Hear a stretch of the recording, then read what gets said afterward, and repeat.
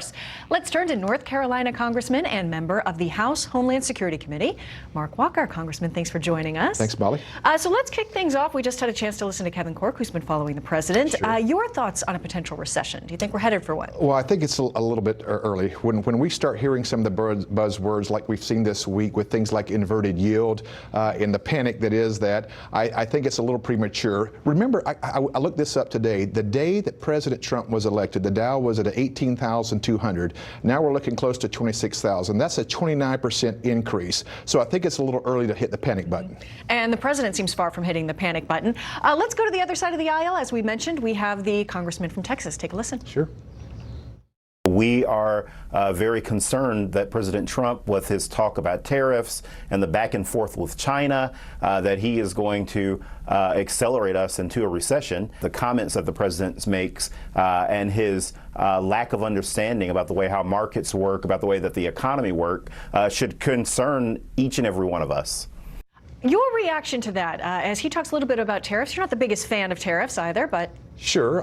It takes me back to this morning. I was having breakfast with a friend of mine, a retired Army Colonel, Ken Lewis, and he was reminding me of the cadet prayer that says, make us choose the harder wrong instead of the easy, or make us choose the harder right instead of the easier wrong. The president is taking on something that other presidents have simply just looked the other way. So, as the president said, whether you love me or hate me, at least applaud him for being willing to do something that other presidents didn't want to touch. This has impacted the American worker for decades, and I applaud him for at least challenging. Listen, is it easy? No, it's not. That's why other presidents have refused to mess with this.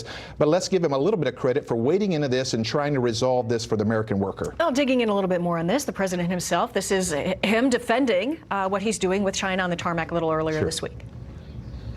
I think the longer the trade war goes on, the weaker China gets and the stronger we get. I have a feeling it's going to go fairly short. I think it's going to be China's loss. He was talking about the loss of millions of jobs. As you mentioned, this back and forth with China for decades has had a big impact on our economy here in the United States. So he's taking the stance that the American economy can handle this. Your thoughts? I believe we can. We want it to resolve. I know there are discussions 2 weeks from now. But once again, for the president to jump into this, I think he deserves some kind of credit for being willing to tackle this. This is a very complex issue, but ultimately this transition into a national security.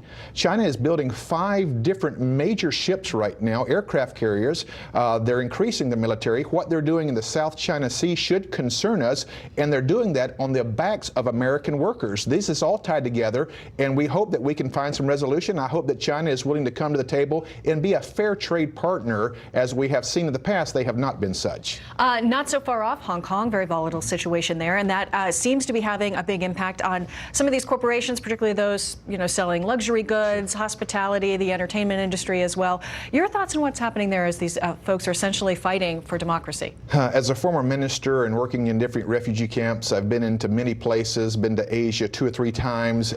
Your heart can't. I mean, you've got to look at this situation for what it is. These people are looking to be able to stand up for their freedom.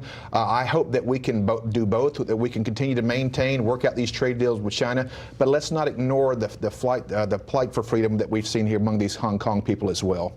And now shifting gears quite a bit, actually, we're keeping an eye on Portland, where they're concerned about Antifa violence. You've introduced a resolution condemning Antifa. The president actually tweeting about this as well today. Your thoughts as we keep an eye on the situation there? Potential for violence, and your thoughts? Well, we certainly hope that Mayor Wheeler shows some boldness and strength when calling out what it is, and that is domestic terrorism. I'm working with Representative Dr. Mark Green on some long-term legislation that would identify this. We've got to make sure that we protect people's right to free speech. Even if it's stupid sometimes, that does not allow people to counter with violence. If you look at Antifa, that's part of their mantra. Is this the new weather underground group? But we have to be able to be willing to push back, and I hope that the mayor and other people will stand up and speak against this. What about more broadly the issue of domestic terrorism that's come up so greatly in the last couple of weeks with gun attacks. Does this go into that? Is that a part of that greater effort? I think it all can be connected. As the ranking member on counterintelligence and terrorism, we brought in Andy Ngo, who was attacked there by Antifa. But we also can see there is a bridge by some of the men and women that have been really attacked. You've looked at the things on ICE and other places, even some of the members of Congress and their rhetoric to refer to concentration camps. All of this is part of the issue. It doesn't excuse anybody from taking the action to do wrong or to be violent, but we have to make sure that our rhetoric is in such a way that is not insightful. All right, Congressman Mark Walker, thank you so much for joining us. Glad to be here. Appreciate it.